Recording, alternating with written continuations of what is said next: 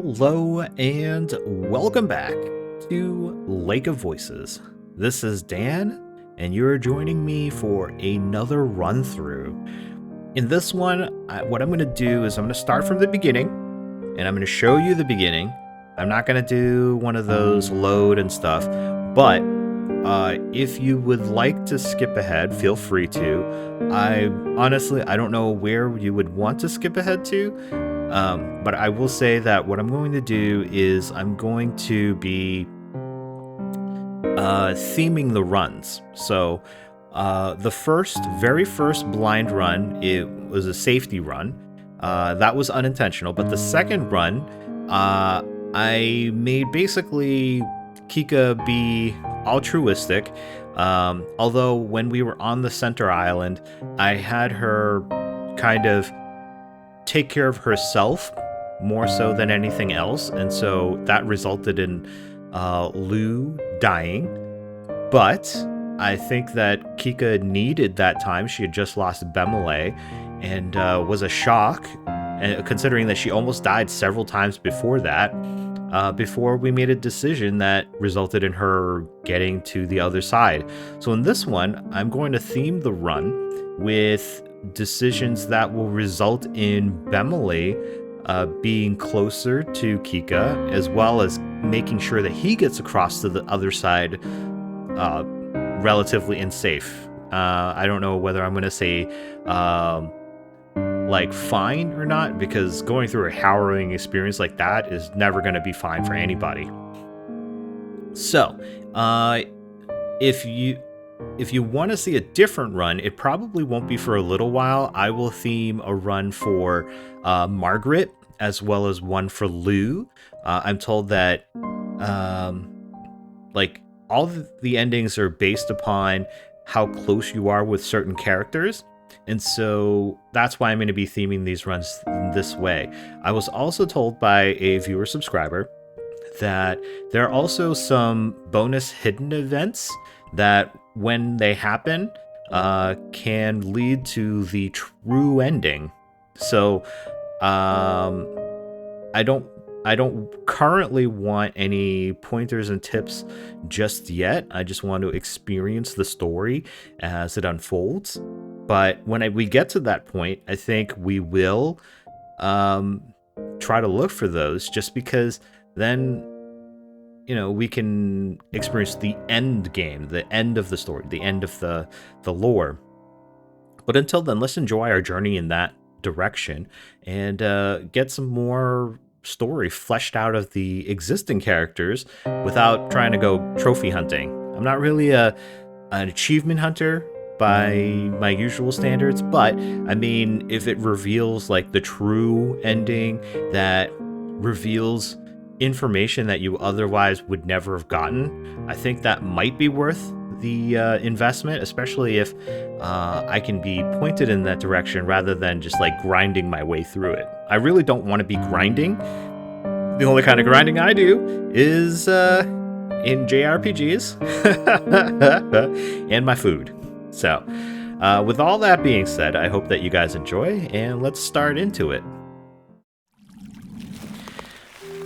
Alright, like I said, I'm going to start over from the beginning. So if this is your very first run, I don't know why, but if it's your very first run, welcome.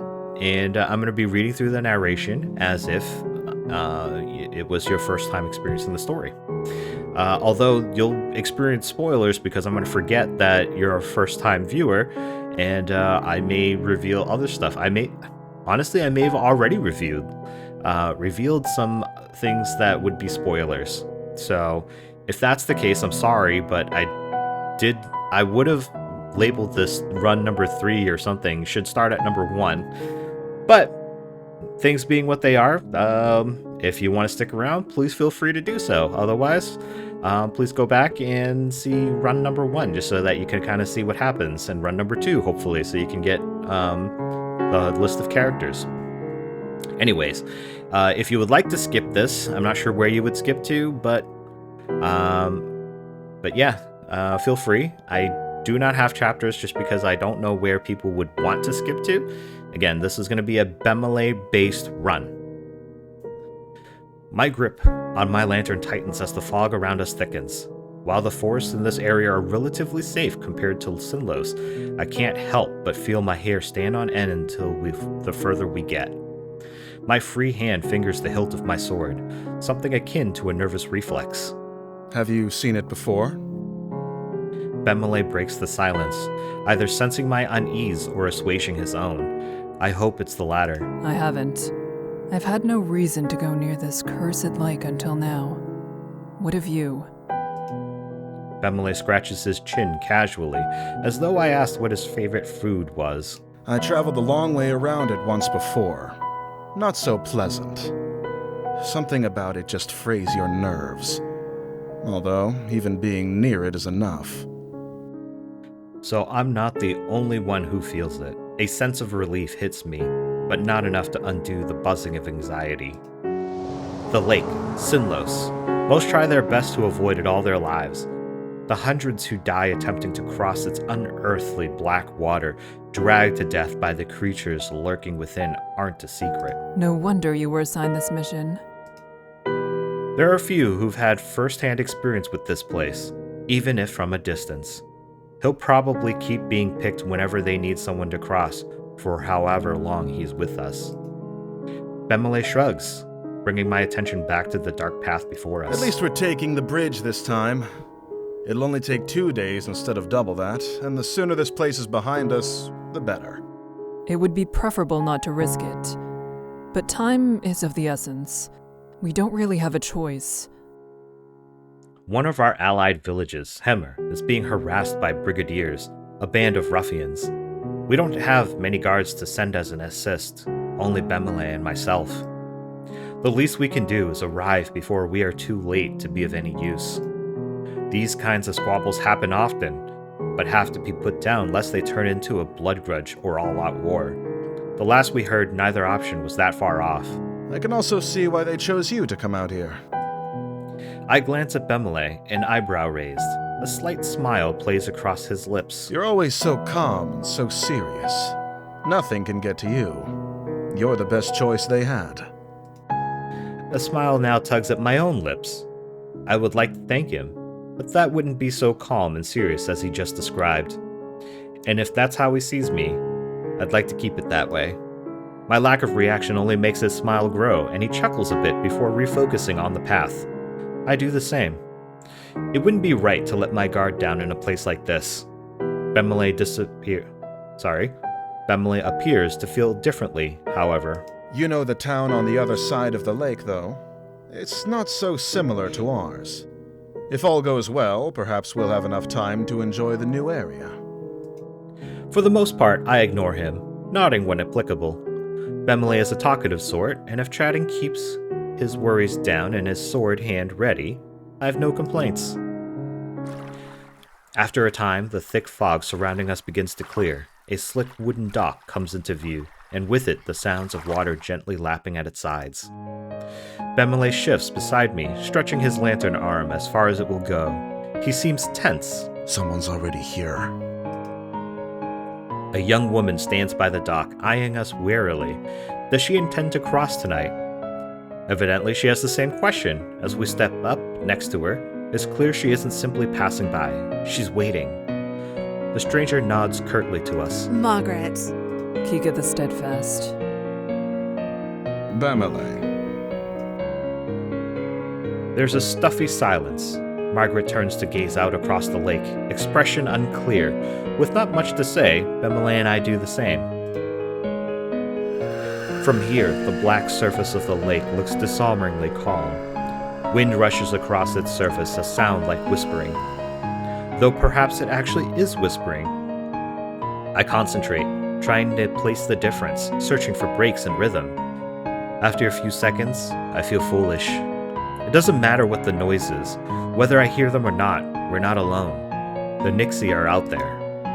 A feeling that I can't quite shake tells me they've already noticed the little group of people on their shores. It feels hostile. My stomach sinks, and I instead address Bemelle. Where is the guide? Unless he's on the center island, or on the complete other side, your guess is as good as mine. It's dark as pitch out there. Panic rises inside me. Panic I try hard to quell. We can't cross without him, and we need to get going soon. You can't cross with him either. The woman behind us, Margaret, cuts in with something like a snort. What? I know the guide will be here tonight. I have already made arrangements with him to cross. Bemelle and I share a look. The woman seems haughty and willing to put up a fuss. I have his word he'll take me today. It would be wiser for the two of you to begin the trip around if you're really in such a hurry. Or you can make camp here and wait for him to make the trip back if you prefer. I don't need to turn my attention to Bemelle to know he's riled up. I step in before he can say something rash. Even if that is so, my companion and I must begin the trip tonight. Margaret is unimpressed and opens her mouth to argue further. We'll wait for the guide to arrive before coming to a conclusion about any of this. She clamps her mouth shut, then lets out a sigh. You can do as you like. With the matter tentatively settled, Bemelle moves away. His finger begins to tap loudly against the top of his hilt. He shifts from one foot to another, then groans. What's that bastard even up to? I almost visibly start, but manage to restrain myself. He probably doesn't know any better.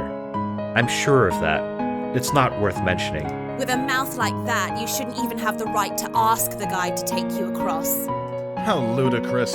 He's faced far worse than a bit of foul language. Do you know anything that's happened with this lake? I know enough.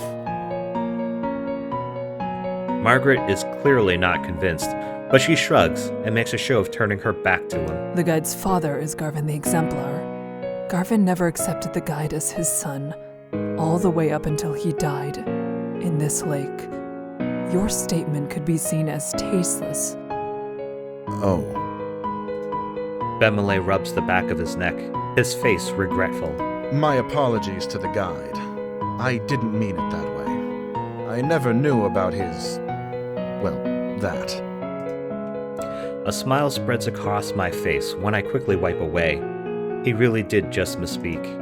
The silence slowly stretches between the three of us, growing more awkward with each passing second. Margaret seems irritated, and Bemelle abashed. Alright, like I said, this is going to be a Bemelle-based run, so I'm going to basically cater to Bemelle at every turn that I can. I know you. You are brash but not intentionally cruel. I'm sure all is well.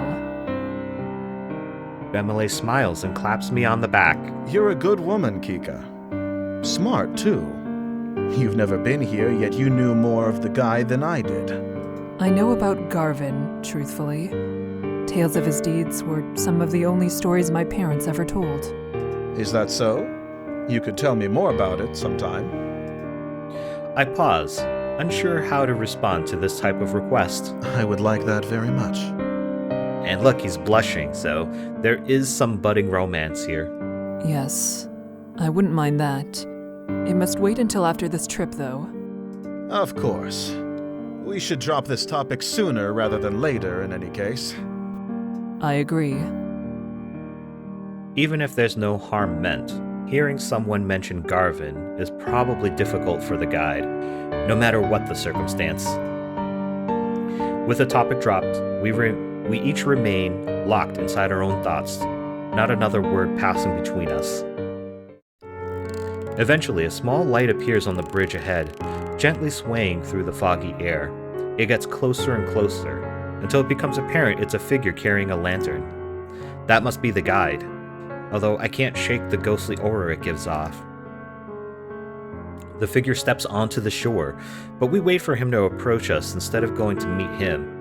None of us are sure how close to the waters we can get before it is no longer safe.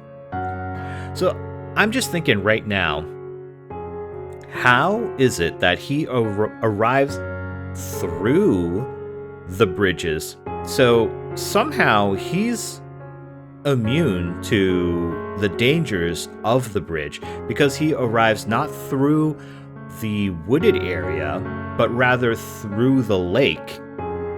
I mean, you might say that he lives on the other side, but it seems like it takes a day to get to the center island that's on the other side of the bridges. So he would have to start during the day to make it here by night, right? Because otherwise, I don't know. Because he can't go during the day because the bridges are all down. So how does he arrive from the lake unless there is something mysterious? There's obviously something that's mysterious about him, but he's got a connection to the lake in some way.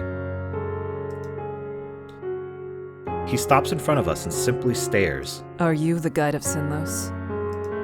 The man nods. He has a sharp face and weary eyes. Well, that's grand. We would like an escort across the lake. Bemelle motions to the two of us, and Margaret approaches, a strange smile on her face. Hello, it's good to see you again. I'm ready to cross, as we've agreed upon. The guide turns to face her as well, face remaining unchanged. It must not be a lie. He would have had to say something otherwise. She really does have preference to travel with him. That's a problem. Is there a way we can all begin the trip tonight? Yes, I will allow all three of you to go. But with that many, at least one will die before we reach the other side. I furrow my brow. It's a disturbing addendum, and one offered with little emotion attached. Bemelle glares back, asking without asking what we're supposed to do with such circumstances. You should go around. The sentence hangs in the air, the second half unspoken. If you want to live. We don't have time for that. There are people counting on us for protection. Why does she need to go? He jerks a finger at Margaret, whose face contorts with anger. I don't need to explain myself to you. My journey has already been put off once, and I was promised I could go today. I will be going under any circumstances. She meets Bemelle's eyes with a gaze of steel. He starts to speak and she cuts in. An extra day or two shouldn't be that much of a problem for you. Whoever you're meeting can surely wait such a tiny amount longer. Patience is a virtue, after all. The night is only so long, and if we're still on the bridges when the sun comes up, we'll all die as they sink back below the surface. If you don't decide soon, no one will be going. The guide is dispassionate, stoic. I would feel almost something's wrong with him if I didn't share the same trait myself. Bemelle pulls me to the side, jaw clenched tight. That woman isn't armed. His voice is low. He darts a glance at Margaret. We can easily get her to back off if we make this into an actual fight. After all, we have to go tonight, yes? If one of us really is to die, it'll be her. Would staying be a worse fate than her death? I stare at the dock, refusing to meet Bemelle's eyes, and try to keep my voice as level as possible. We don't know her situation. This isn't a decision we can make for her.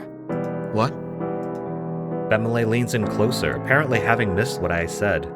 I remove the sympathy for her in my response when I speak again. The guide won't accept something like that, I assume. His face is grim. Then what else do you have in mind? First of all, you and I cannot split up. Either we both stay, or we both go. Right. That's not a question. I cross my arms, a hand on my chin. I have full confidence in my abilities and in Bemelle's, but there's no reason not to believe the guide knows exactly what he's talking about. If we go, he might not be able to give the group the attention we each deserve. That would mean we truly would be parting Margaret's life at risk on top of our own. And I believe you. Bemelle's reply is firm. My steadfastness seems almost weak in comparison to its certainty. He addresses the guide. We shouldn't waste more time. Let's shove off. The guide slowly turns around, without even a nod to show his agreement. Margaret stares at Bemelle and me, something of a resolve in her gaze. Then she follows after the guide.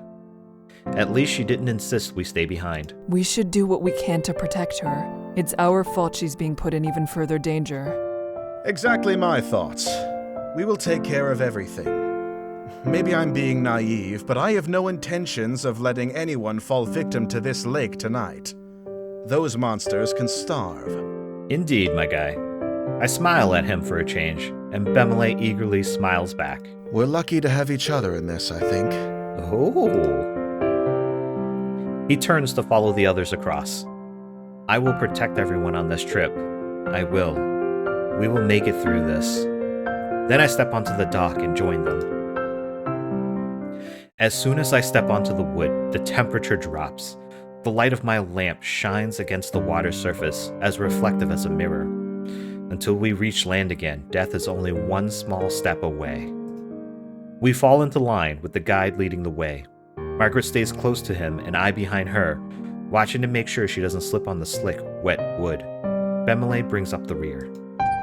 Each of us hold our lanterns in front of us, but it does little good.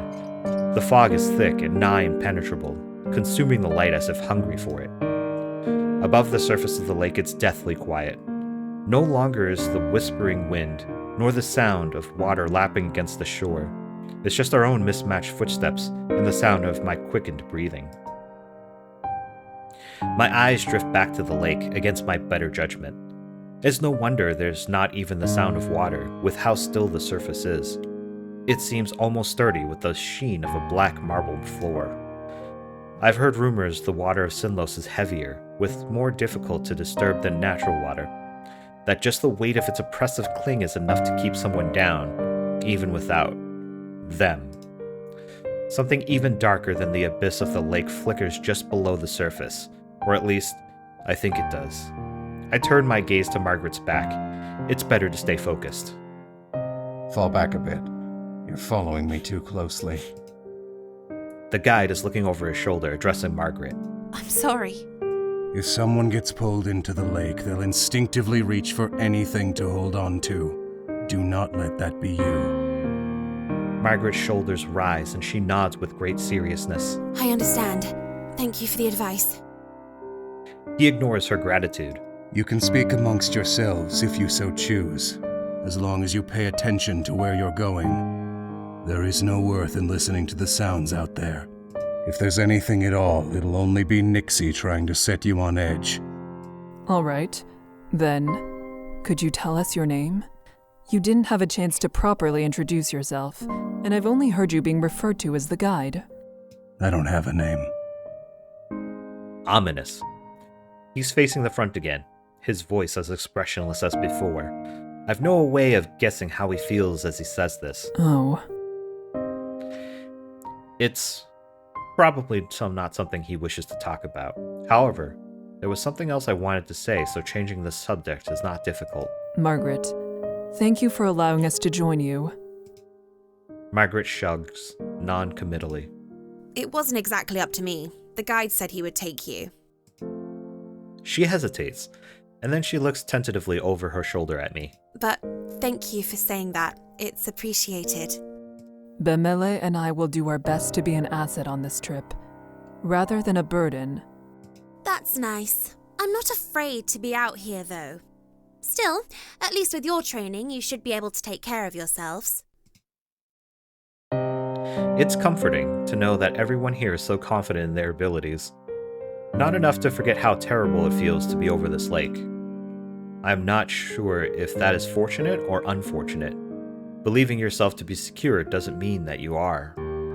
As the conversation lulls, a new sound breaks through. It's the whispering noise again. It's the chatter of inhuman voices, and this time coming from all around us.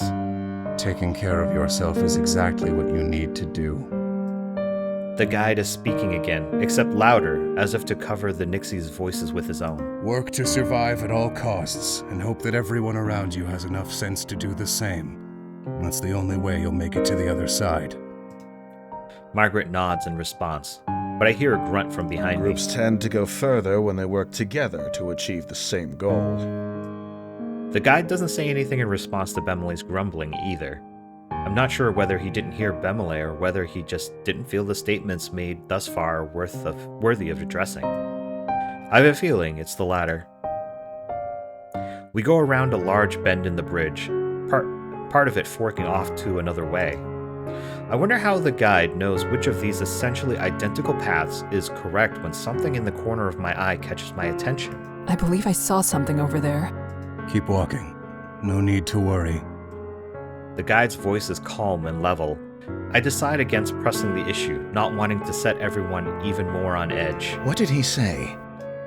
Perhaps not wanting the conversation to be caught by the guide, he speaks softly, though I couldn't quite hear him because of it. I take my eyes off Margaret ahead for a moment to explain it to Bemelle and stop dead in my tracks. Only one word is able to escape me in my stunned state. Behind Bemelle stands another figure, looming in the darkness. Seeing my face, Bemelle grabs the hilt of his sword.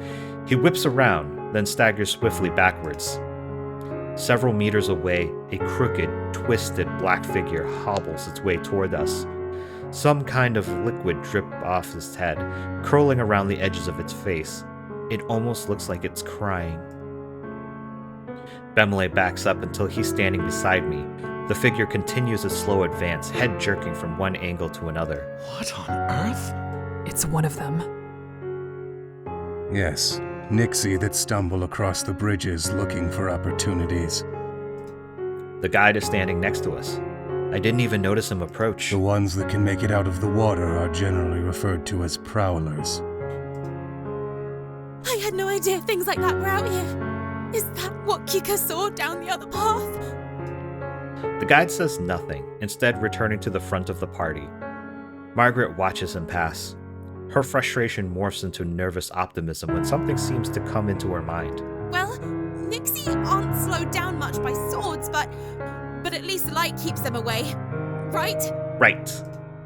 Margaret's hand grips her face tight, and desperation bleeds into her voice. I bite the inside of my lip. Direct light will force it to return to the lake. However, it'll try to drag the light, or you, down with it before it goes. Instinctively, I reach for the hilt of my sword, despite the fact that it would do little to protect me. The Prowler is getting closer, jerking forward, stopping, then resuming its slow advance. Okay, does anyone have a light we can leave here? That way it won't follow us. Only matches. Bemelle spits. He's the one bringing up the rear, so he's the one most likely to be in danger if it keeps following. The guide, however, moves forward. Don't forget it's there, don't let your guard down, and don't get left behind. What? How am I supposed to keep walking with this thing at my heels? You said it wants to attack. Don't give it the chance.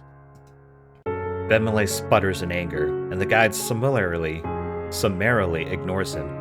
I solidly grab hold of Bemelle's upper arm. Here, I'll lead you like this, and you can keep your focus solely on the Prowler. Make sure it doesn't get too close. Bemelle eyes the guide with unresolved hostility, but allows himself to softly sigh in relief. He gazes at me with fondness. At least there's someone I can count on. Despite the fact I'm going against his advice, the guide says nothing more. It's clear now that he doesn't give a damn what we end up doing. Some part of me is glad for that. I want to help everyone make it through, and it would be worse to have to persuade the guide every time help was necessary. Kikka, thank you. Bemelle places a gentle hand on my shoulder, and we place a hand over his. Just kind of gentle affirmation. I feel Bemelle start as I reciprocate his touch, but just as quickly a smile replaces his shock. The moment is pleasant, a small balm against a large burn. I harden my expression and Bemelle follows suit. He moves his free arm down. I fully link his arm with mine, and now properly settled, look forward. Margaret is following the guide with some reluctance, turning back every so often to check on us. I wave my lantern to signal we're catching up. Margaret returns her head to the front and quickens her pace. With a tug on Bemelle, we start to follow them. The four of us continue cautiously over the bridges, only this time the wet, squishing footsteps of the Prowler join the sound of our own. In spite of myself, I grip Bemelle tighter. The Prowler walks without a set pattern, sometimes fast, sometimes slow. It takes long steps, then short ones. At times, it stops walking entirely. Does it hurt to be out of the water like this, or is it trying to be difficult to read? Suddenly, the whispering in the lake grows louder. I steel myself, trying not to let it get to me. The most important thing in a situation like this is to remain calm. I can't lose my head. Then, all at once, I notice the guide and Margaret have come to a halt. Bemelle, they're stopping. Bemelle slows down as I do, and as we near Margaret's back, she says with something akin to distress, There's another one. I tug on Bemelle and he understands. We draw up close to Margaret, ready to protect her if need be, but the guide holds out a hand. Don't get any closer. Just over his shoulder, I see another prowler stumbling towards us, white liquid dripping from its eyes. The guide's hand turns over in the air, palm up. Give me a lantern. We'll throw it. Margaret extends her own with a trembling hand when Bemelle speaks instead, his back still turned. If you have to take someone's, take mine. Yes, an extra light won't do us much good when we're standing this close together. Margaret takes Bemelle's lantern from him, guarded relief displayed on her features. Thank you. She hands the lantern to the guide, whose hand grips it tightly, knuckles growing pale. I wonder if that is an indication of how strongly he's gripping the lantern, or if that's an indication that he's not actually alive. Stay here. I can't throw it too far, or the light will blow out before it reaches the Nix. He steps closer to the monster, his movements light and confident. As he nears, the prowler starts to back away. Is it only the approaching light that makes it retreat, or are they afraid of him? The guide is far enough away from us that the fog is partially obscuring him, hiding his movements. The voices from the lake grow louder and louder. Water suddenly begins to splash across the lake, in the distance and onto the edges of the bridge. They want him to mess up. Then suddenly, the guide takes multiple long and fast strides forward, throws the lantern, and jumps backwards to regain the lost distance. There's a sharp hiss, and then a deep splash, and the voices of the Nixi grow quieter. Not silent, but quieter. A sigh escapes me, and the guide comes back to our group. We should keep going, before it comes back. I glance at Bemelle and realize he, too, is looking relieved at the guide before us. And then I see it. The first prowler. It's still there. It's right there. I shift around, pulling Bemelle behind me. The prowler lunges after him, barely missing Bemelle, but striking my lantern instead. The fire goes out, and the two of us are plunged into an unearthly darkness. Then there's a slick splash. I realize the Nix has retreated into the water. Somehow, Bemelle and I are still standing. We're still here. Kikka, thank you. I can't respond. Something cold, wet, and slimy has grabbed my ankle. I kick my leg out as fast as I can, and the Nix's hold slips. It can't pull with the momentum I've gained against it. Margaret rushes to my side, her lantern hanging out towards the Nix. The light brushes its face. We see it for an instant, its eyes wide, and then it slides back into the smooth surface of the water. Bemelle grabs Margaret and I both, helping us towards the center of the bridge and cussing under his breath. I only looked away for 1 second. It's fine, Bemelle.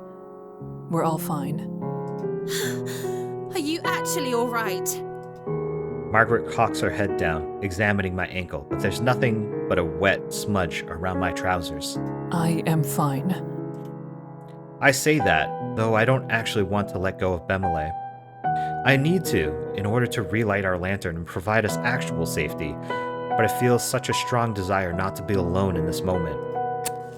I shake my head roughly and let go of him, relighting the lantern as fast as I'm able. Kikka, thank you.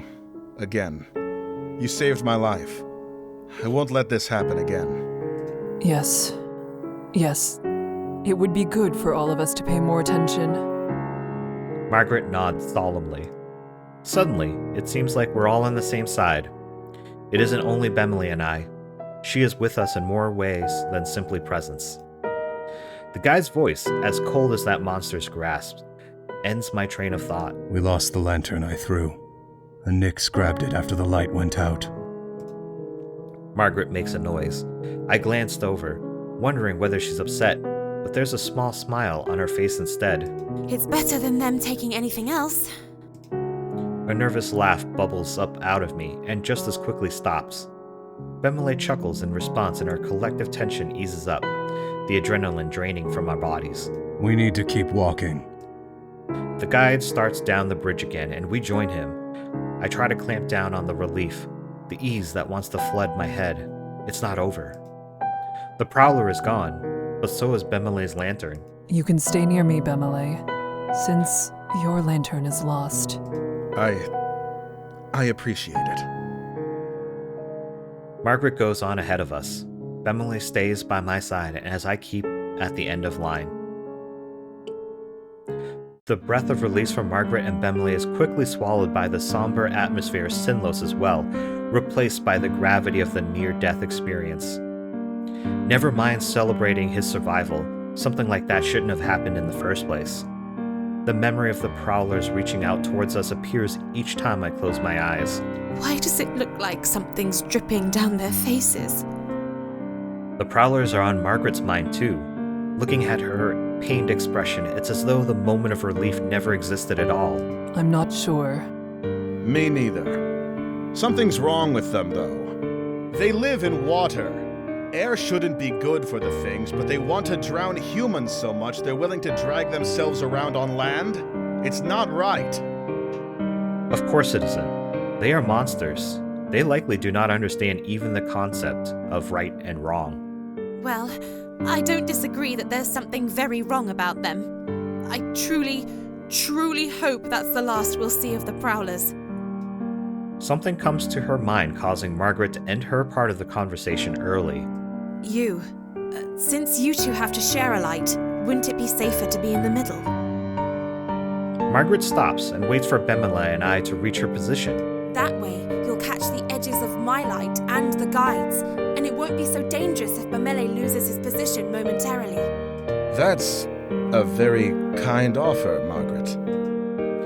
Bemelle's surprise is so apparent, I want to cover his face with my hands to stop him from insulting her. She merely smirks. I think Margaret may be surprised with herself, too. Bemelle returns to his usual surety. As thoughtful as it is, I, at least, am fine with bringing up the rear. I'm used to keeping watch for monsters, and since there are two of us, I can pay attention to the back while Kikka focuses ahead. It's not my light, though, so I shouldn't be the one to decide what she should do with it. Margaret and Bemelle turn to look at me in unison. Seems like it's my decision. Neither of them are wrong. As for me, my goal is to protect everyone. I can't very well do that with Margaret following behind us. But being stuck in the middle of the group could also be dangerous depending on what circumstances we come across. Getting pincered by the enemy would be an almost sure death, no matter how experienced Bemelle and I are. I just don't know what to expect from this bridge, and that makes things so much more difficult. Alright, we're gonna keep the current format so we can stay with Bemelle. So you're staying behind? Seems like it. Yes, I think we'll be good here. But really, thank you. That was a very kind offer. Well, all right. Margaret respects our decision and trots ahead a bit to catch back up with the guide. He, who has paid no mind to the entire affair. So, I don't want to sound like a child, but how much longer until we arrive at the halfway point? Margaret chuckles, reflecting the amusement I don't want to vocalize. We still have some ways to go. Damn. I suppress my laughter yet again at his pouting response. The gloom we've been under dissipates slightly, like light flickering through the fog. The first trial tends to be the most difficult. I believe we will only react better from this point on. I like the way you think. Then a gleam enters Bemelle's eyes, and he grins. I think Kikka deserves a round of applause. Her quick reflexes are owed the utmost appreciation. He leans softly onto my shoulder, trying to get me to... what? It was indeed a sight. You're quite capable. Bemelle was also a sight, but for very different reasons.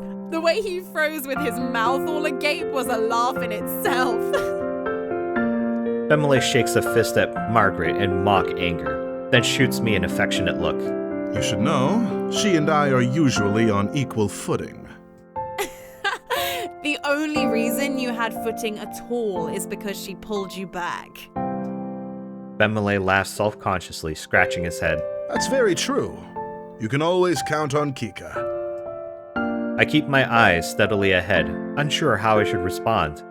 I'm pleased, almost grateful to hear what they think of me, but I don't know what I could say that wouldn't seem pathetic. Instead, I contribute the best way I can. I keep my focus on the path ahead of us. Without a response from me, the conversation quickly dies out. Still, it eases my heart to be on such friendly terms with my companions. After some time, I notice Margaret isn't keeping up with the guide as much as she was before. I realize it's because the guide has increased his pace. Margaret begins to join in an effort. Margaret begins to jog in an effort to keep up with him, and Bemelle and I do the same. Despite this, the guide keeps getting further away. Alright, I'm going to save real quick. We're coming up to a point where I'm not sure if it's going to be important or not, and this is just a safety save. We go faster and faster until suddenly we're full-on sprinting across the slick wooden boards. Figures in the dark, fog, fly past us at a blur, and it occurs to me the branching paths in the bridge appear to be sinking? I try to swallow my rising panic. The guide shouts something, but is drowned out by the frantic pounding of our footsteps. I'm trying to piece together what he said. Don't, stop, turn? When he takes a masterfully sharp right down a path using his own momentum and the sleek wood to slide into the new direction with no loss of speed. Margaret must not have worked out the warning either, as she is completely caught off guard by the guide's change in course. She runs straight ahead past the turn and continues down the path we've been following up until now. She clumsily begins to halt her momentum down the wrong bridge.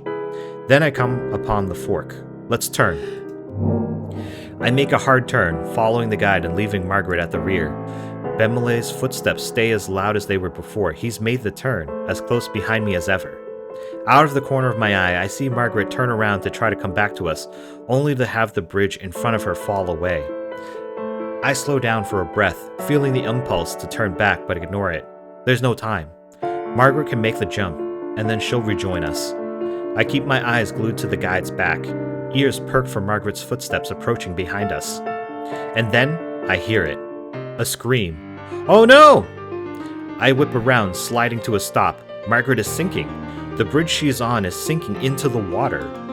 She's disappearing. She didn't jump. Oh my god, this is what I was fearful of happening. Oh, dude. What are you doing? Margaret's head shoots up, her face drained of all color. Jump! She stumbles near the edge of the bridge, staring at the placid water of the lake. Even from a distance, I can see her shaking. I can't say if it's from the bridge's descent or her own fear. She barely seems to remain standing. I swallow painfully. Margaret bends and tries to jump. She curves in a small arc, achieving more height than she should, and lands directly in the lake with a muted splash. Bemelle starts beside me, and I grab his hand and pull. We start running again, leaving Margaret flailing in the water behind us. We don't need to watch this. We both know exactly what will happen to her now. Margaret's anguished cries pierce the night. Then the screaming stops. My legs grow weak. It isn't right, but I push myself to keep going. Bemelle curses between heavy breaths, calling those things every foul name in his large book. I try to focus on the pounding on my feet, but my brain won't cooperate. Instead, I imagine Margaret's terror as she's clawed to pieces by the Nixi.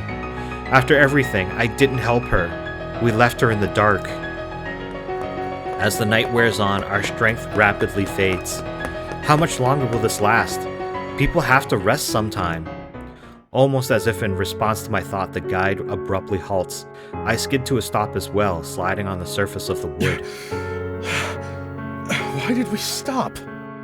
Yo, so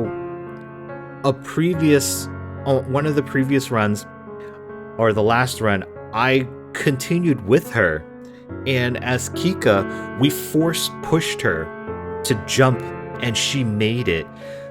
I kind of had the feeling that we did save her by doing that, but man, I wasn't sure. She made it in the last one. She must have like frozen in fear or something, and like Kikka being there got her to get across. But dude. Bemelle's voice is tired, but his guard is up. The guide doesn't answer, just stares at something slightly out of view. I step up to join him, following his gaze further down the path. It's Lou. There, curled in a little ball, illuminated by the lantern's light, cowers a person. His hands grip his head, and he rocks from side to side, mumbling incoherently. It's a man. I'm sorry. I couldn't. I just couldn't. Please. I'm sorry. I'm struck with an array of questions. What is going on? Why would he wander out onto these bridges on his own? Did he make it this far by himself? Were there others with him? If that's somehow the case, I can't blame him for the state of shock he's in. The man stops mumbling. He glances above him, seemingly only just now having the strength to lift his head. His expression, the deepest sadness along with the clear markings of terror, are scrawled across his face. I stare at him in shock, not sure what to do. Leave him. Right, and this is where we made the decision whether or not to keep going with him. But I know in advance that the guide does not want him with us, so he would make us fall far behind if we keep up with that. Instead, I'm going to stick with Bemelle and make sure that we stay together. I stab my eyes away from the man and instead to the guide's cold, implacable face. No! We can't just leave him here. Without light, it's certain he'll die. He won't make it regardless. The guide turns to look at us, his eyes seeming to glow from the closeness of his lantern. For the first time, I feel uncomfortable in his presence. Whoever shelters him will only risk dragging themselves down with him. Leave him. I glance at my partner. Bemelle is outraged. I'm trying to think of some kind of compromise where the guide speaks again, his voice cutting. If the man comes, then whoever is shielding him will have to remain at a distance from the rest of the group. Far enough that you can't see me, just my light. That is how you will travel across the bridges. I didn't agree to lead this man, and I won't. If you ask me to, I will leave you all behind. Adrenaline surges through my veins and I tense up. It's a painful reminder that the guide isn't here to save our lives, but merely to show us the way. We're on our own. Bemelle and I frantically share more looks between us, trying to communicate without words. Neither of us have a desire to speak and be the first to make a choice. The man is standing now, though still hunched with his arms wrapped around himself, as if expecting a blow. He stares at the ground rather than at us. Because of this, I'm having trouble reading his face. What exactly happened to him? Are you well, stranger? Do you know where you are and why you're here? He glances up, not at me, but towards me, his eyes resting somewhere near my collarbone. I'm fine. You all can go on your way. Forget you even saw me here. That's absurd. You have no way to defend yourself. We can't leave you. Yes, I'm sure in your eyes I might not seem like much, but that's not exactly a fair shake. Maybe in a perfect world, every man would be as large as you. But that's not how things always go. It doesn't mean I'm defenseless. The man's response is meandering. The words themselves seem to be in good jest, but he's still barely looking at us, fidgeting with his hands. Bemelle frowns, unimpressed. Yet Bemelle really wants to save him, and this is despite whether or not we were able to save Margaret. But again, if we try to save him, we have to be distanced from the group and distanced away from Bemelle. It was a joke. He smiles hesitantly, making eye contact with each of us for the first time. What part of it was supposed to be the joke? Do you even realize what is happening in this moment? Never mind. Forget that too. Point is, I'm alright. You have found yourself out alone and unlit on Sinnlos. Exactly. Something must be wrong with you. It's really suspicious that he was out here and without a light. So I don't know the circumstances. For all I know, right now, he could be also like a variation of the Nixi, a spirit or something that could be dragging us down, and maybe that's why the guide doesn't want him around with us. I don't know. Oh no, sounds like you've been talking with my father. He lets out a weak little laugh, coupled with an eyebrow raise, voice trembling. No one really knows what to make of this. The man gives a small wave and begins down the path we came. Bemelle huffs, tossing his hands into the air. That's not even the right way. It is for me. Oh? You must have come quite a ways if it was the other shore you started on. The man's smile grows. Good. That's not so bad. There is no response to this remark, unsure of what could be said. I still think he should come with us. A person needs a light, and the guide himself said he won't be able to manage on his own. Sticking with us is his best option. I look over the man's body, noting the scrawniness of his limbs. Scrawny, but not necessarily lacking in muscle. The bravado he was showing as he tried to leave us has faded yet again, and now he's standing quietly, staring at us as if watching a play. Interest, but no true connection to the events. It's easy for you to say such things, but whose light are you offering? It's not mine, and you are putting her in even more danger with your own presence already. Bemelle's hands turn into fists. He looks away, but doesn't say anything. For a moment, no one does. I feel a cold sweat on my brow as what I feared come to pass. He's stopping us from protecting another. Why must he get involved now? Why can he not leave us to make our own decisions? You... Don't worry about me. I'll be on my way now. The man's voice is full of something I cannot place, and he starts to shuffle back down the way we came, arms still clenched around himself. I know the guide wants to act as though there is no option. However, I could stay back with him. It'll put Bemelle and myself at significantly more risk, but at least this man will stand a chance. I'm gonna let it run down. And I'm guessing that he'll just walk away on his own. I can't risk it. Bemelle stares at the man as he leaves. We both watch him drag his little frame down the bridge, quickly fading from sight. We had to let him go. We've already suffered the loss of one of our own. The space the man vanished into is dark and silent. We can see and hear nothing of him, not even his footsteps. Why? We can't... Is it... The lake isn't masking it, is it? Or is it that, like, he disappeared into the lake? The guide was right. There are no other options. Well, that is what I have to believe. We need to get through this somehow, and being weighed down with guilt will only distract us. The guide starts moving again at a quick pace. After a moment's hesitation and one last glance into the truly lifeless fog, we run to catch up to him. We walk onwards in silence. Our party hasn't changed. The stranger was never added to it, so it's not as if it makes sense to miss him. But there's a sense of loss all the same. No one even attempts mirth. Though Bemelle constantly looks to want to reach out towards my empty hand, I'm always thinking better of it before doing so. I keep thinking I should have done more, should have pushed the guide harder to change his mind so it was less dangerous to keep the man around. Something, anything. But I have to let this go. I'm not going to forget that man. I'll never forget him. But we still need to get through this. I curl my hands into fists, hoping it'll strengthen my resolve. Then I push forward. We turn down a different path and the guide stops. Holy cap. Ahead of us stands a group of prowlers.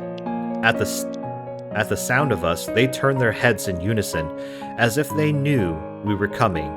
I inhale. The prowlers wriggle somehow, their skin moving more slowly than it should, sliding across their skeletons. They laugh. We cannot lose another lantern at this point. We're almost to the island. The guide rummages through his coat with his free hand. What are you planning? Bemelle's tone is borderline threatening, but the guide ignores him. He pulls out a small pouch, then opens a latch on his lantern. Wait, are you going to throw that at them? What if the bridge sets on fire? Oh, so that's what happens. So as Kikka in the last one, we stayed with the stranger, Lou, and we come across the bridge on fire, so this is what happened. It will. We're going to run. This is insane! These bridges are hellish enough without them also being on fire. And what about the other man? If he's still out there, this could... He's dead.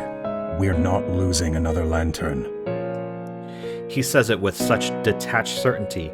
It's as if he saw it happen himself. No one argues with him. The guide steps closer to the Prowlers. We fall into step behind him, staying close to his back. He bends his lantern back down until it is lowered to his outstretched arm. The pouch in his hand is set aflame. With a practiced flick of the wrist, he swings the stuff back and up. The glass on the lantern snaps closed. Don't get left behind. He takes 3 quick steps, then tosses the pouch. The Prowlers are back in the water before the pouch even lands. As soon as it does, the fire starts to lick and curl itself around the wood. The guide breaks into a sprint, and so do the rest of us. The blaze grows, despite the heavy dampness from the lake. These bridges aren't normal bridges. Of course, that's true. Nothing here is right. Hopefully they won't collapse with the flames. We stay on the guide's heels, almost too close for comfort. If he stops abruptly, we'll all crash into one another, maybe even fall off the bridge. Then the world tilts. I was mid-stride when I put my foot down. The bridge isn't where it was. It lurches to one side, either because it was weakened or pushed. Bemelle and I manage to keep our ground, as does the guide. He presses on without even bothering to see if we were able to follow. Bemelle growls in frustration as we push to keep up with the guide's pace. As our storm of feet thunder across the boards, a silver sliver begins to rise into view just above the edge of the water. It's the island. The island? I squint and suddenly make out the craggy forms of land and earth. I see it. We're almost there. Safety at long last in sight. New energy surges through me. We push ourselves faster, longing to put these godforsaken bridges behind our backs. All at once, the bridge ends, and our entire group rushes ashore. Earth. Solid earth. A haven from the water. I catch my breath while still moving even further away from the dark shoreline. I can't believe we actually made it. Even more difficult is the idea that we're only halfway done. When night falls once more, we have to do it all again. A heavy arm falls across my shoulders, and I straighten to see Bemelle smiling wearily at me. Good work out there. It's not the usual commendation of a job well done. There's sadness, perhaps even sympathy in the sentence. It ends flatly. With a sigh, he leans his head to the side, having it rest slightly against mine. Usually, Bemelle's comfort and good nature gives me at least the urge to smile, but right now, it feels like a hollow victory. So, I wonder if I made the mistake of actually having Margaret die and not attempting to save Lou has made it so that we can't get as close to Bemelle as we could have. Because right now, all she's like, Kikka is all thinking is like, she's just thinking how she could have saved people. But I don't know. Like, she probably could have saved Margaret if we had done that. I know that we could have saved her. But if we had tried to save Lou, we would have been given the option to allow him to continue on his own, because he insists upon it himself. But I don't know if that would have changed things significantly or not. Despite still having the comfort of one another, we were incapable of doing any true good. We were only able to save ourselves. A quiet moment passes between us. And then the guide is there. He moves so smoothly that his steps on the soft sand are nearly silent, and his dusky clothes blend with the thinning of the night. The sun will rise soon. The fire on the bridge is the only reason this island isn't overrun with prowlers right now. However, they could still pose a threat. Damn. So even on the land, you can get prowlers, even the halfway mark. I guess it's because it's still in the middle of the lake, so I don't know. I don't know. Bemelle levels an empty look towards the guide.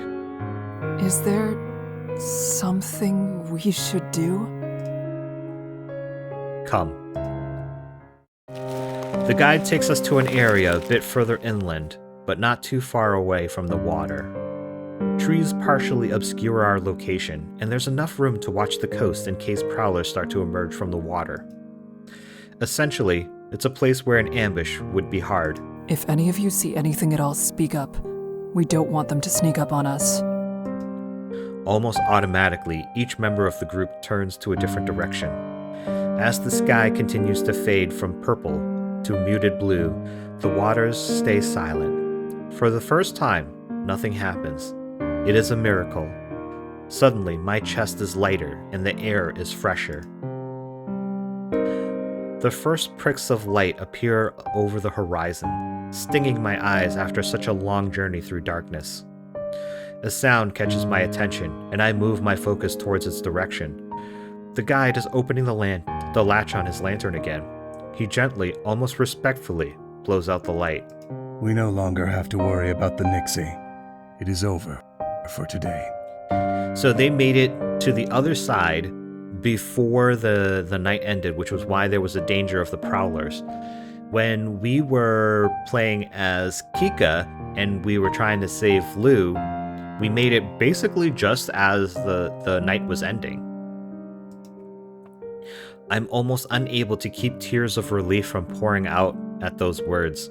We made it through the night. We survived. No one feels the need to speak.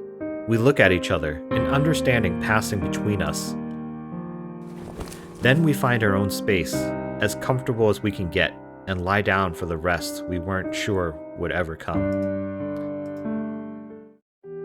My eyes slowly blink and readjust to the brightness, what little there is. The sun is obscured by a thick layer of fog, making it impossible to estimate the time of day. I prop up my elbows and push myself up. The ground is hard and rocky, but that isn't the only reason I am eager to get on my feet. I check my surroundings. The harsh, craggy earth of the island is interlaced with twisting vines and gnarled branches. Beside me, Bemelle is still fast asleep. The guide, however, is nowhere to be seen. I realize that I don't recall seeing him lay down with everyone. It's likely he left us hours ago. There's creeping silence here. I can't help but shudder at the hollow, aching feeling inside of me. It refuses to relent. I shift my weight back and forth, unsure of what to do with myself. Memories of last night's harrowing journey flicker through my mind. Bemelle wakes suddenly, rising with alarm. My mouth opens, then shuts, and after a moment of fumbling, a word finally escapes. Hello. Bemelle gives me a gentle smile and makes his way over to me. Morning. A pocket of quiet descends over us. Bemelle sighs. The atmosphere is weighing on him already. We should eat something soon. Yes. A distinct rustling of the leaves around catches my attention. The guide appears, emerging from the thicket. Bemelle glares at him as he makes his way over. The Nixi will not tread on land in daylight. However, being near the shoreline is still dangerous. If you leave the center of the island, remain cautious. Before the sun sets, I will be in this area. It would be wise to meet me here before nightfall. Why do you do this? I sharply turn towards Bemelle as he snarls and confronts the guide. If you had just let him follow behind us, if you had been there before, none of this would have happened. They didn't have to die. The guide looks away, seemingly unaffected. If all you're going to do is leave everyone to be lost, then why bother guiding us at all? Despite Bemelle's severe words, the guide apparently considers his piece here finished. He turns toward the forested area from which he came. Wait! Bemelle calls out to the guide, reaching towards him. Before he can make contact, I quickly place a hand on his shoulder. He lowers his arm to his side, though I can still feel warmth emanating from him. We stay this way until the guide disappears from view. Bemelle begins to kick at the ground, spraying tiny pieces of gravel about. Bemelle, I know you're angry, but regardless of our feelings, we need the guide. If he leaves us, we'll all die. And we've done so well with him? Well, you're both alive at the very least. I give him a cold glance. We won't even know which bridge to take without the guide. Bemelle knows that. This needs to stop. There are people counting on us to make it back. We can't afford to lose our way.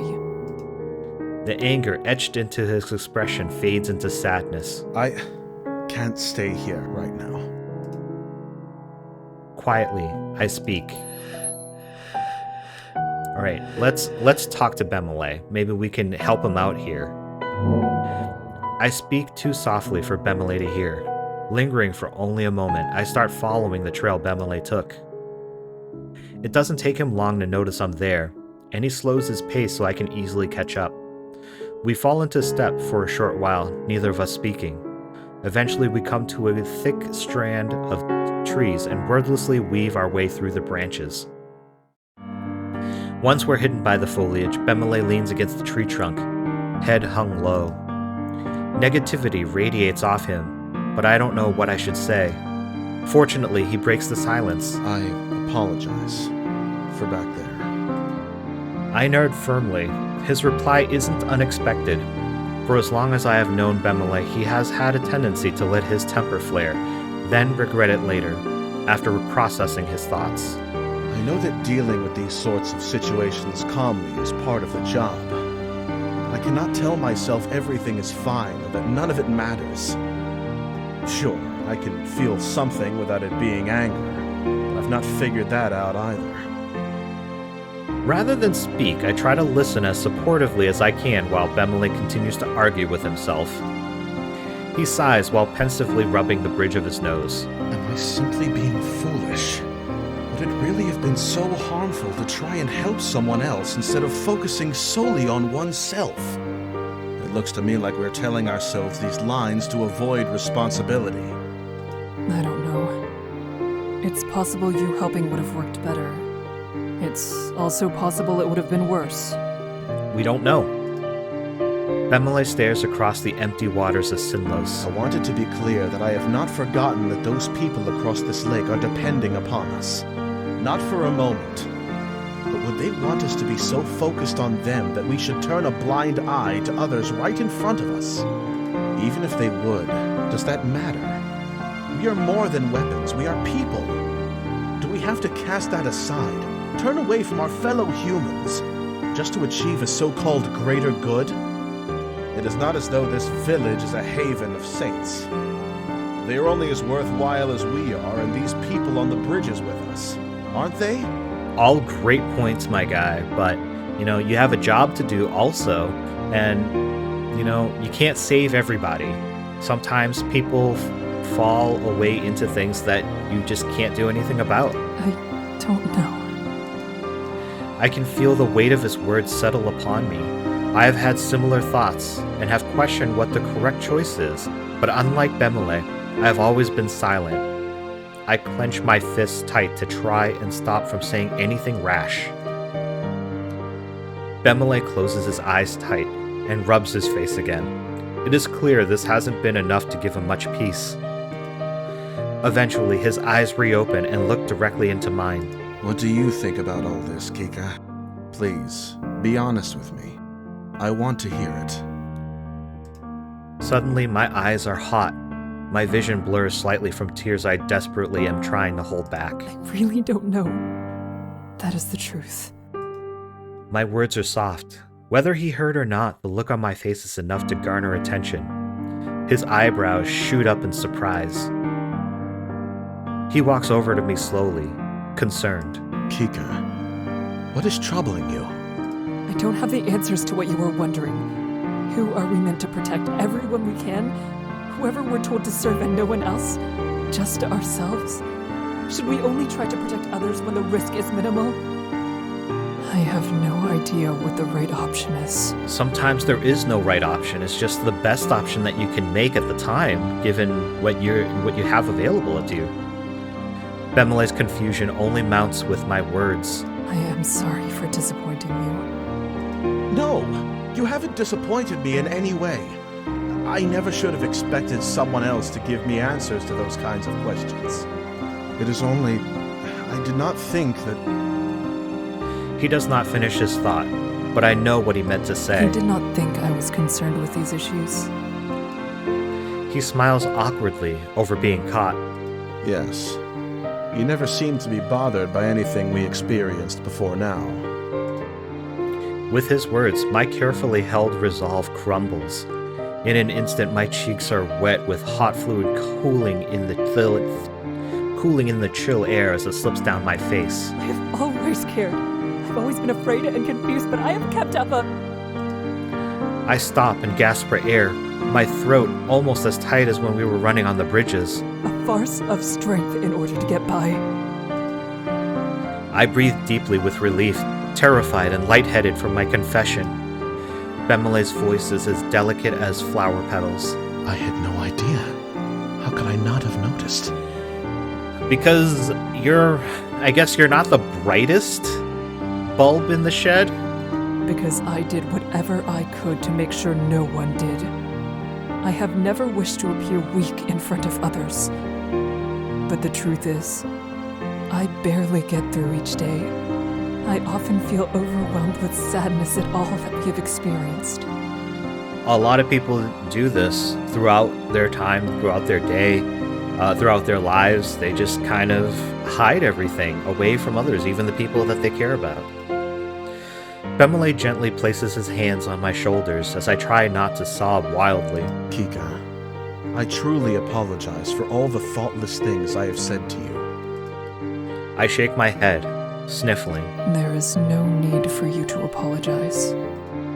He smiles, the warmth almost enough to make me forget the damp. I beg to differ. I have failed to treat you right. You have always been respectful. A person needs more than respect from their comrades. They also need support. I have never given you that kind of consideration because I believed someone like you did not need it. The same could be said for me. Nonsense. You have listened to my rambling on more occasions than I can remember.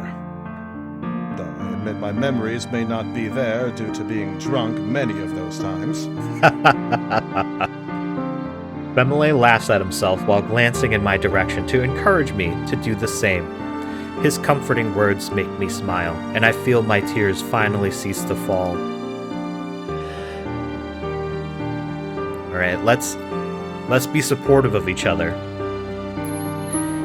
He grins wider than he has since we began this horrible journey. You have my thanks. And you have mine. Abruptly, his expression becomes serious once more. I will come to answer these questions someday. But no matter what I decide, I will still put trust in your judgment. I fear I may not live up to the belief he seems to have in me, but I nod firmly. He returns my nod. Perhaps we should go check how everything is on the island. That sounds like an excellent idea. And I will accompany you, of course.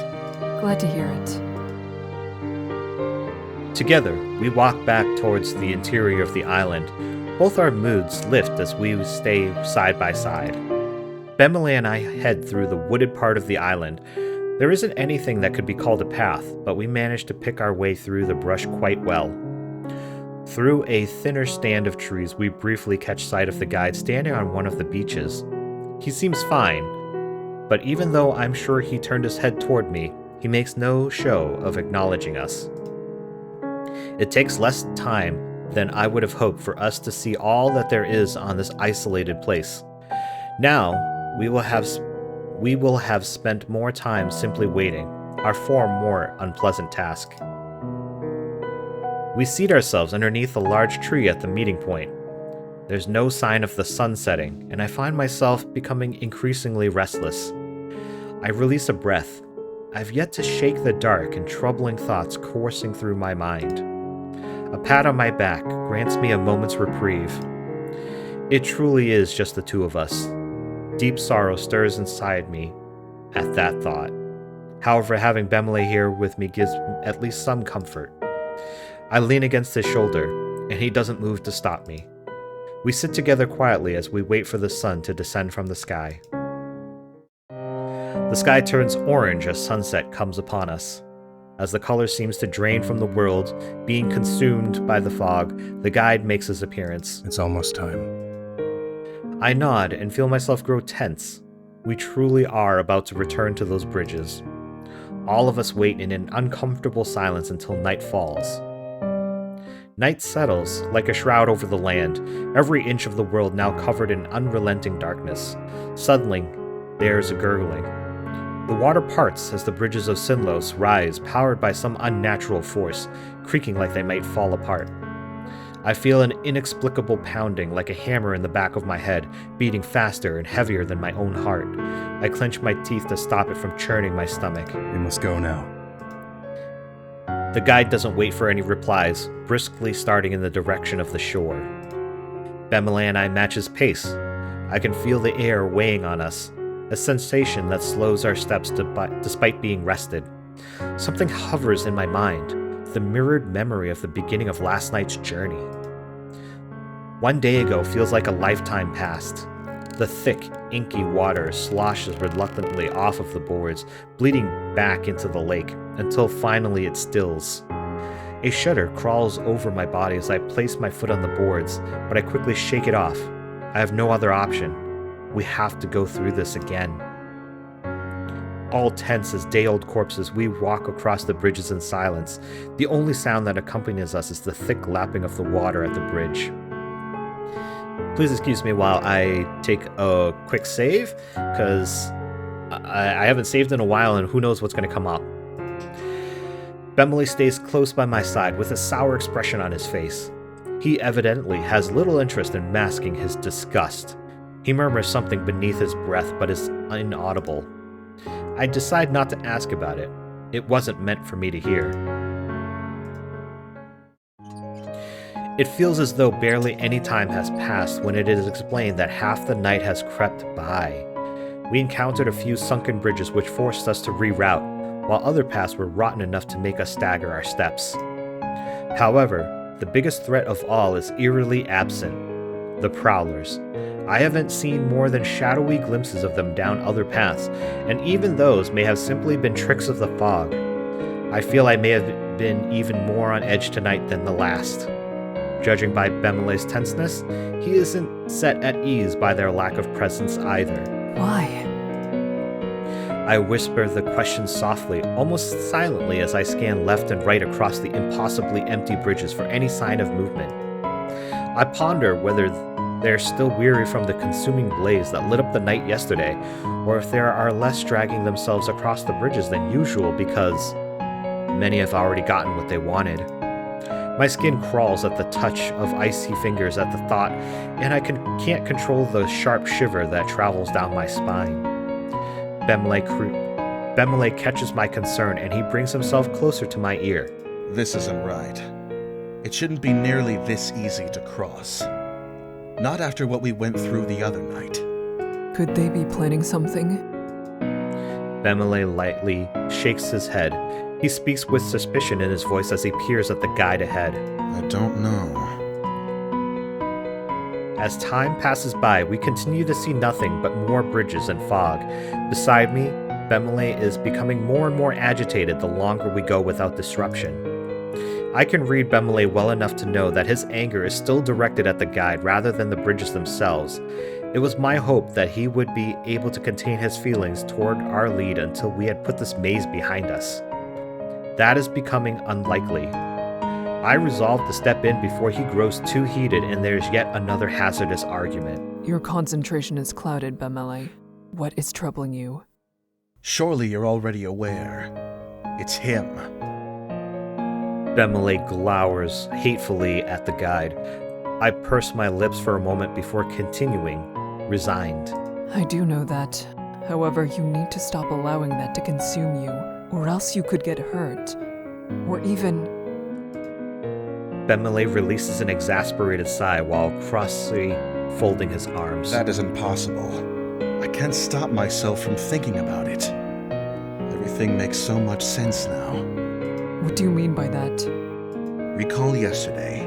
I asked him why he would lead others at all if he was heartlessly going to leave them behind. What if this is the reason? Before, we could scarcely escape these monsters, and now I can't even hear a whisper of one. What if they're already satisfied with what they've taken? My eyes widen, and I stifle a gasp. The situation at hand giving both of us a reason to think on that possibility is absolutely unsettling. But his conclusion is even worse still. The notion of the guide allowing others to die unnecessarily on purpose to make it less dangerous for the remaining few, that is not something I was prepared for. I felt like that might have been the case, and because, the last time they got Bemelle, and that allowed Kikka to go, for the most part, unfazed, until Margaret started having an argument with the guide. But this time, it was just Margaret and Lou, but Lou died when we didn't go to him in the second run too, so I don't know. I do have suspicions that the guide is somehow connected to the lake, but I don't know in what way. Even back when we started, the first time we met the guide, he mentioned that at least one of us would die before the journey was finished. Didn't that exchange seem strange to you? He said it as though it was a price to pay for coming with him. But we know from the very first blind run that I did that regardless, Margaret would have died anyways. But I don't know if that's because it's the toll, which is one life, or if it's because she was not able to keep up with him. Because if you recall back, he had moved quickly and she was trying to catch up with him, but then he made that sharp right and she just couldn't make that. And then the bridge started collapsing and she couldn't jump past, so I don't know. The guide is free to do as he pleases. He can and will threaten to leave the entire group behind at so much as a hint of resistance. Nothing is stopping him. He knew this was going to happen. He had to know. I take a few moments to breathe. Despite the danger, I only barely resist shutting my eyes against the world. We need to make it to the other side. We must keep moving forward and survive. The guide is our only way across. My usual reply to Bemelle's worries does not make an impression. His eyes are not swayed. He continues to stare into me. I'm saying he cannot be trusted with our lives at this very moment. I need an answer to that, Kikka. What do you really think? Oh, I feel another choice coming up. Let's save one more time. So what do? We gotta follow the guide, right? Because I think he actually does know the way through. But if we side with Bemelle to get on his good side, I don't know if that will make things difficult, if we won't make it to the other side, or if we lose relationship points or whatever with him. Let's just say, let's discuss it at the end. Coming to any decision on the matter is impossible right now. There's too much danger and too many unknowns to account for to reach any sort of conclusion. I have no choice but to shut the conversation down. I can only hope Bemelle will take it seriously. When everything is through, then we may talk about it. End of discussion. So she must be like his superior or somebody in a higher position than him. Bemelle doesn't battle me further on the issue. His face no longer retains any anger, only sorrow. He returns his gaze straight ahead. Our progress continues steadily, and we still encounter no significant difficulties. How much longer until we reach the other side? We've traveled quite a ways. Bemelle's quiet-breaking question doesn't sound particularly enthused. It should only be another couple of hours. Huh. Bemelle is unconvinced. It is not only I who notices. The guide suddenly stops. Eerily, he turns his head to the side and looks back at us. Is there a problem with that? Is there? We've progressed through the bridges at a much quicker clip this time. Bemelle's question was not idle curiosity. He was confirming that fact for himself. I should have known. The guide looks to be slightly irritated over the attitude Bemelle has taken. If you have something to say, you should say it. Unless you're afraid that I'm going to leave you behind. His statement lands heavily on us. Did he listen to our conversation? There were no sounds to cover our voices. However, I had assumed we were far enough away from the guide to keep our words to ourselves. He stares with such an icy expression I nearly freeze in place. Bemelle, on the other hand, heats up and grows more hostile. He leaves my side to rush into the guide's flickering light. Don't. This is going much too far. I urge him to come back. He ignores me and takes a stand facing the guide. Am I right? Are you going to leave us behind after what I've done? The guide isn't bothered at all by Bemelle entering his space. He gives a level answer. No. Well, that's grand. In that case, I'd like to know if I'm on the right track about something else. Are the monsters missing because they've already eaten? Or is there some other reason why they've all mysteriously vanished? The guide pauses for a moment. His eyes close, and he becomes completely still. It's possible. Bemelle glares at the guide over the admittance. It's as though he heard nothing after the first line the guide spoke. The guide is unfazed. If you enter these bridges, all you should expect is death. That is no secret. Indeed. You need to stop putting so much energy into finding meaning, or else you will end up like the others. Bemelle ends up speechless, caught off guard by the guide openly discussing his accusation.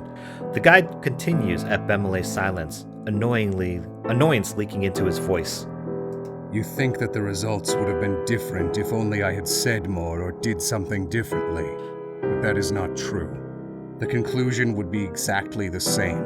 If Lou hadn't died when he did, he would have been lost at some other point during the trip. Lou? Yes, Lou was his name. I had spoken with him in the past. He wanted to cross the bridges. I had deemed him unfit. He was far too desperate and unprepared. There's no helping someone like that. So that is why the guide did not think highly or did not want to help Lou cross, because he went against his wishes to cross the bridge, and he was spiteful for that against him. The guide sounds even more agitated as he elaborates. Bemelle seems to be finished with being surprised. His anger reignites. If that's all well and true, why haven't you died yet? How is it that you've been able to cross these horrendous bridges over and over again without suffering the same consequences as everyone else? The guide's face twists into a vicious snarl. He shouts, I have died! I have no life to give! Everything I am, everything I could have been was surrendered to this lake. That is the only reason why I'm able to stand before you now. Thinking about it now, I'm even more strongly thinking that he's some kind of spirit or made some kind of deal with the beings on the lake somehow. And for some reason, I don't know. And that's why he's mostly safe and how he knows his way through. I can show you the way, and I can give you advice on how to survive the perils you will face. That is all I'm able to offer. Is that not enough for you? What else do you want from me? Kindness? Sympathy? It's been far too many years since I was capable of giving anything like that. He's probably lived for so long and seen so many people die crossing the lake that it doesn't even faze him anymore. Or at least he has to make it not faze him and force himself not to feel, otherwise he would be tortured. He finally stops to catch his breath, though the emotion in his eyes still shines intently. There is no response from either of us. An agonizing silence permeates the air. No one dares to even move. The tension is cut as the boards beneath me start to crack. My eyes dart down. The bridge is sinking rapidly. Instinctively, I jump backwards, but the new section of bridge groans horribly as it too starts to tilt into the water. They keep getting further and further away with each disappearing platform I move off of. Kikka! I look up at Bemelle's call. My chest tightens when I see him and the guide on what has become of the other side of a small chasm. I leap back just in time as the bridge under me snaps like a twig. Glancing over again, they keep getting farther and farther away with each disappearing platform I move off of. Dread keeps up my neck, and I nearly lose my footing once I realize what's happening. Desperately stumbling backwards, I finally manage to regain my balance. I use this to leap far enough back at the bridge I land on doesn't seem immediately start to fall apart under my weight. In another 3 swift steps, I am finally on sturdy wood. The bridges reluctantly stopped shifting and settled. The only trace left of what was once a huge section of the bridge is a few splintered boards floating in the murky water. The lake consumed it. Somehow I am not surprised. Regaining my bearings, I face what has become of my circumstances. I am now separated from Bemelle and the guide by a far wider gorge than anyone could leap. My throat goes bone dry as I teeter at the edge of the bridge, mind wildly scrambling for a solution that doesn't come. I lock onto Bemelle's face. He's completely aghast, darting from one side of the bridge to the other like a panicked animal. There is no mistaking that he's desperate to help me in some way. However, there's also no mistaking that there aren't any options available to help him. He turns to the guide with pleading eyes, all his earlier hostility sunken with the bridges. I'm too far off to grasp what Bemelle is asking, but I get the impression he is seeing if there's another way. The guide turns to me. He's completely cooled down from the earlier interaction, back to his same placid expression. He focuses back on Bemelle, who has now gripped him by the cloak. The guide says one word. Judging from the look of pure terror on Bemelle's face, I can only assume it was no. There's no way back to them. The guide frees himself from Bemelle's grasp and continues speaking.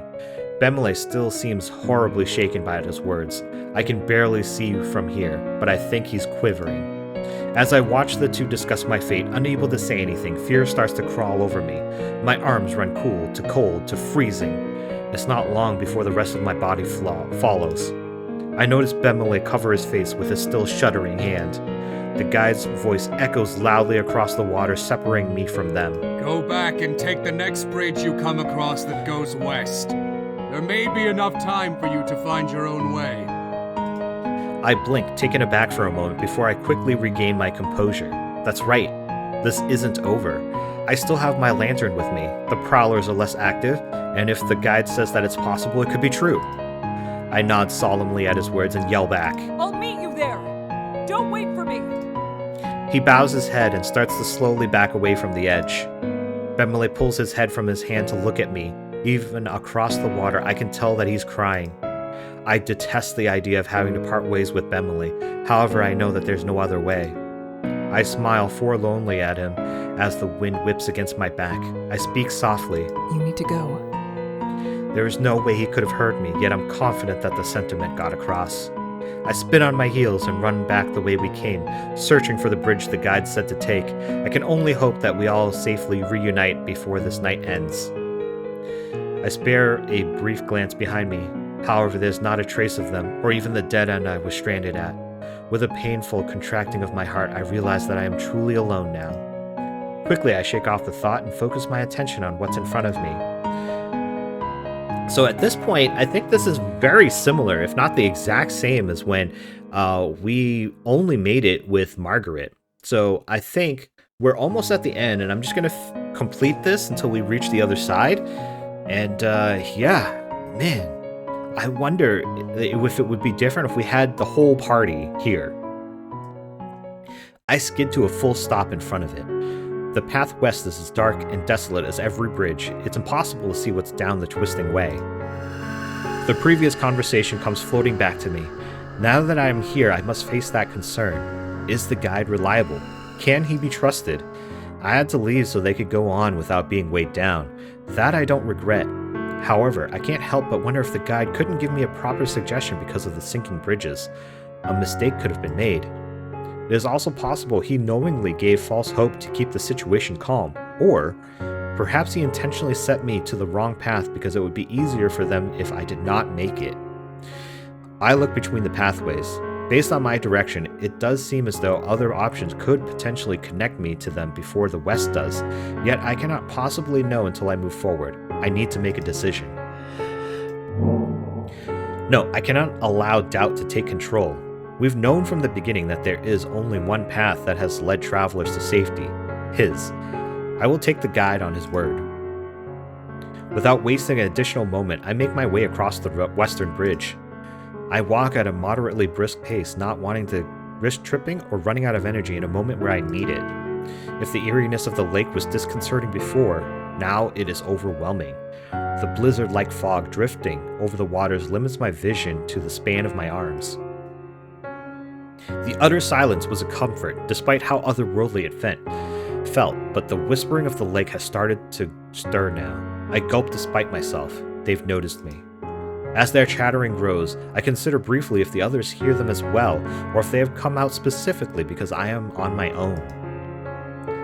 I straighten my back and walk more surely. I cannot let them believe I am an easy target. I even consider keeping my sword in hand, but it doesn't seem entirely likely they would realize it is something that could hurt them. To keep my mind from wandering into dark places, I count my steps like we used to in training. 1, 2, 3, 4. Despite my best efforts, things are starting to get to me.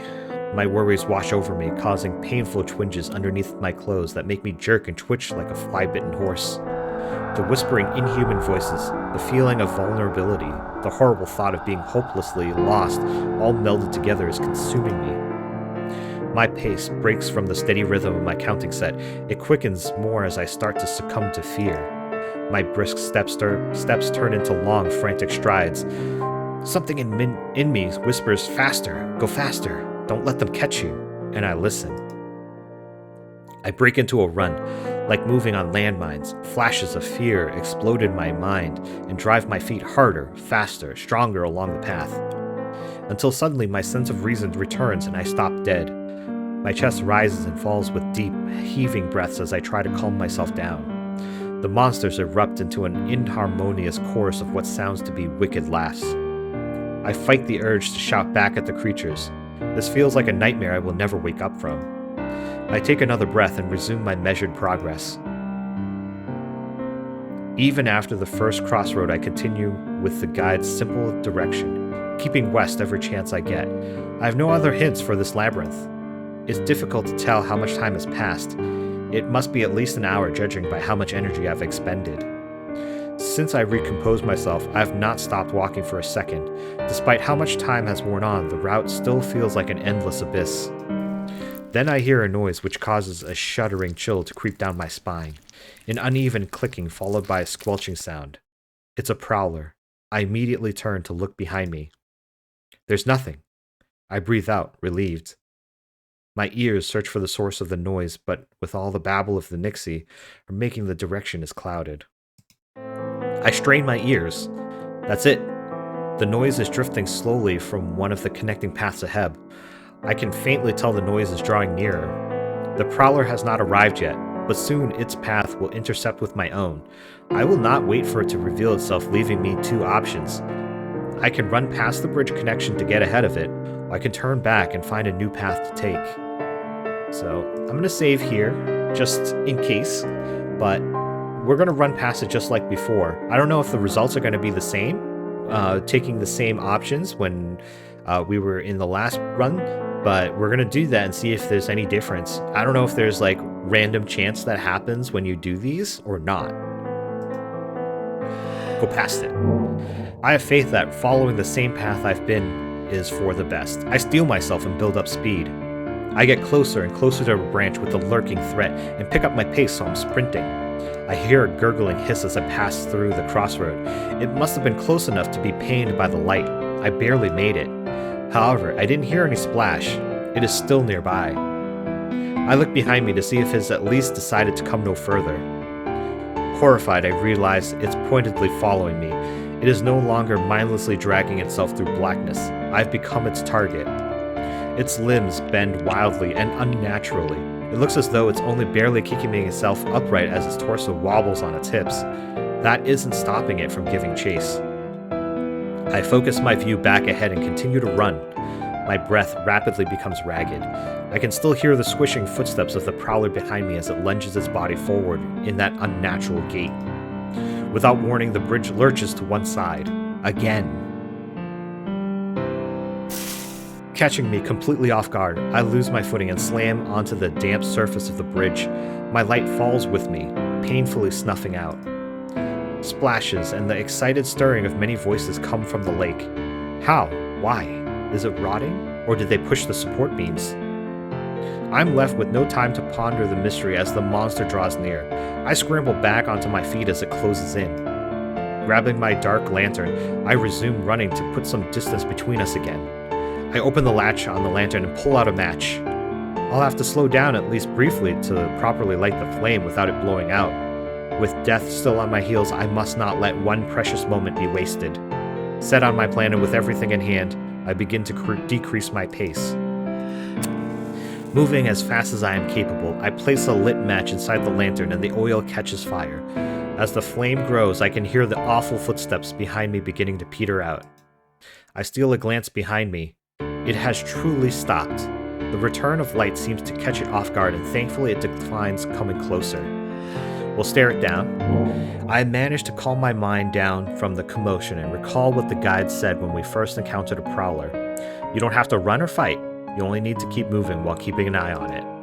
I can't keep on running forever, and doing so it only seemed to invigorate them further. I fix my stare on it forcefully as the creature recoils from my relit lantern.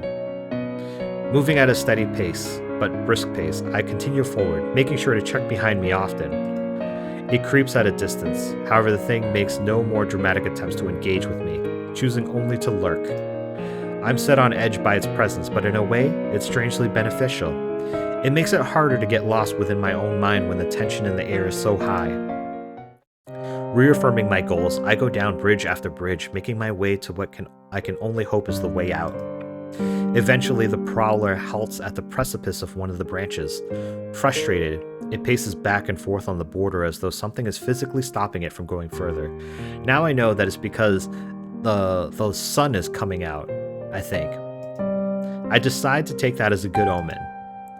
This journey of mine returns to one of isolation. Even the whispers of Sinnlos have ceased. Suddenly, I realize through the fog, the black sky is turning dark blue. Dawn is beginning to rise. At this point, there's no use in keeping up my strength.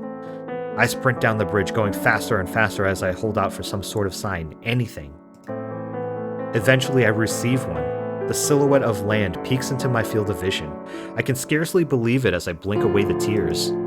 With renewed spirit, I press down the bridge with increased speed, desperately trying to outpace the sun. The glowing orb peeks into view against the obscured sky and begins to ascend unfeelingly. With each step, the sky brightens ever so slightly more. I race through the oppressive fog and there's a voice in the distance. It isn't the horrifying sounds of monsters looming. It's Bemelle. He is calling out for me. Bemelle! I shout back to him through the dark, foggy void. My voice comes out as a horribly weak wheeze between deep, shaky breaths. I'm almost certain he couldn't hear me. I'm not bothered by that, however. I will find him. I'm coming, Bemelle. Please, just wait for me. I keep running against the increasing light, and his figure comes into view, here, on the bridges. Bemelle races towards me at high speed and doesn't slow down when he gets near. He grabs hold of my side and supports my dropping fame as I slow to a stop. I barely choke out a sentence as I strain to catch my breath. Why are you here? I was looking for you, of course. I knew you had to be nearby. You had to be. Don't worry over it. I wasn't reckless enough to go in the dark. I waited until there was some sun and stayed on one path. He grins at his own planning skills. I grow cross at his risky behavior. The bridges could have sunk. Despite the admonishment, I'm terribly relieved to see him again. You are free to give me a proper lecture some other time. Right now, I'd say it's time for us to get out of this damned place. Are you still able to run? I put all my weight back onto my feet and nod at him confidently, though my legs still lightly quake beneath me. Bemelle gives me a reassuring smile, something I had come to believe I would never get to see again. Don't worry, we're nearly there. I provide a battered smile in return. The two of us tear across the bridges in the direction Bemelle points out, and just as he promised, the end comes into view. Against all the odds, we both make it. I nearly tumble off the bridges onto solid ground. I crouch on the ground and lay my head between my legs, unable to stand.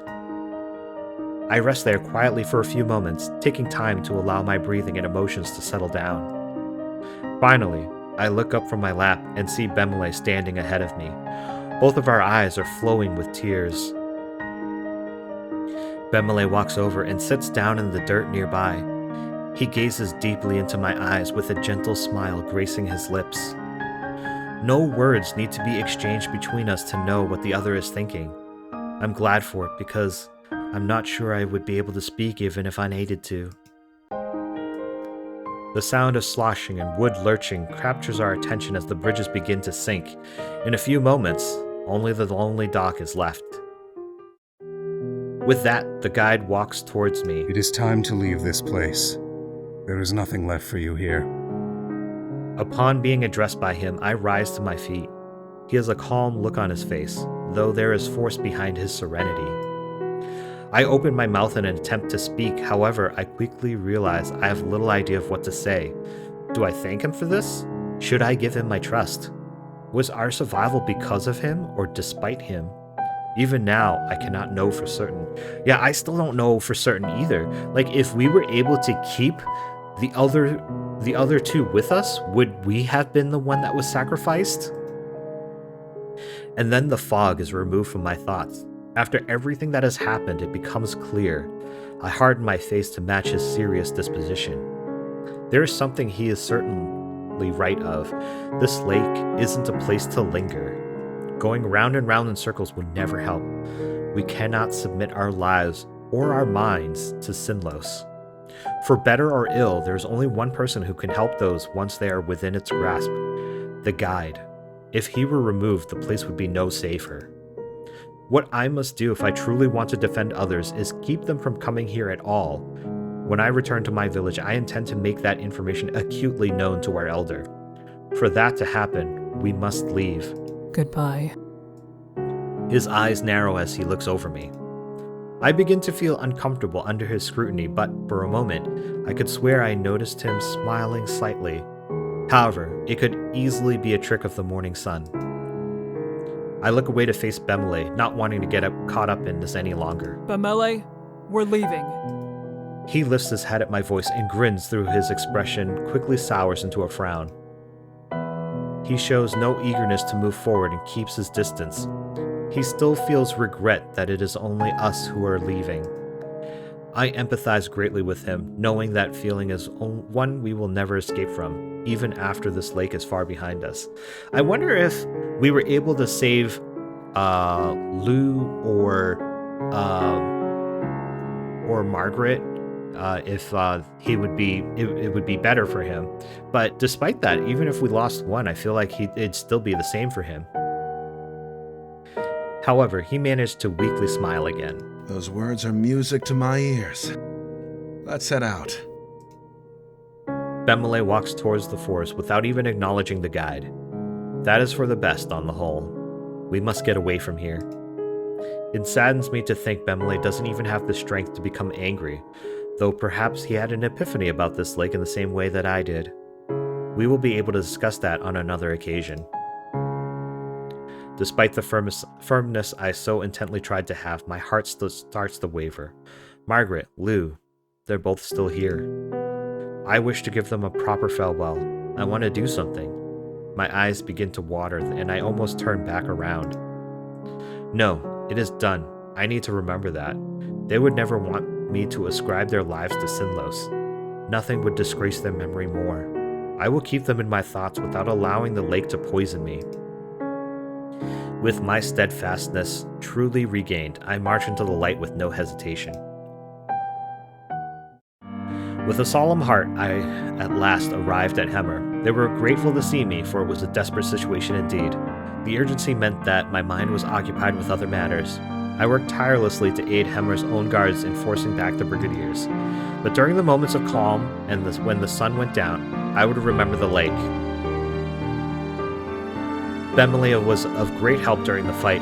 His outwardly positive demeanor lifted the spirits of many around him, but I could see from the shadows in his eyes that he hadn't forgotten what we went through. Nor could I miss the distance that had grown between us. He spoke fewer words to me, and I never gave him and many either. Yet he seemed stronger than I had ever seen before. I admire his will. When receiving payments for his services, the guide must report of all those who had succeeded and failed to cross the lake. The name and fate of Margaret soon became known in Hemmer. I added that she was an intelligent, thoughtful person and urged them to show respect for her passing. I hope that one day I will have the opportunity to go to her hometown and give my own proper respects. His retelling of stories had little to say of Lou. I know that is because he was not meant to be there and was never one to open up, but it still saddened me to face how I never truly got to know who he was. I can only pray that those who cared for him will learn the truth of what happened. I have not seen nor heard nor seen the guide since then. He will remain obscured in that realm of fog and fear, a mysterious light off in the distance that is never out of reach of the real world.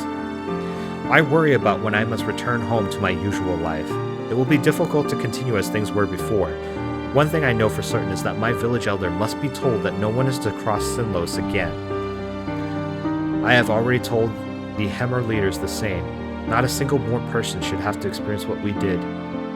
Its darkness will remain with me for the rest of my days. Though so much was lost, I try to believe that our lessons will keep others from suffering the same way, and, in the end, something will be gained. Oh, wow. So, I guess we didn't get like a super closeness with Bemelle. I think losing both Margaret and Lou has caused him to be distant because he can't bear the fact that it was just the two of them that was able to get across, because he has a good heart. He wants to look out for people, but at the beginning the guide said one of us is gonna die, and I guess he never really took it to heart. He was just kind of very loose and fast about it. So I think every time he looks at Kikka, he probably is thinking that how it was his might have been his brashness that caused not only one but two people to die. So I don't know.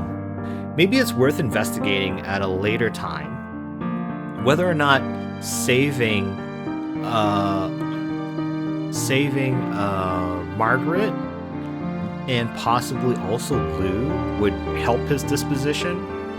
But the description for the game in Steam basically implies that there is definitely going to be a person who dies. So I don't know. Maybe it's worth giving it a try though. So we'll see. I hope you guys have enjoyed. I hope that you'll come back for the next one. And I hope to see you there. And until then, bye.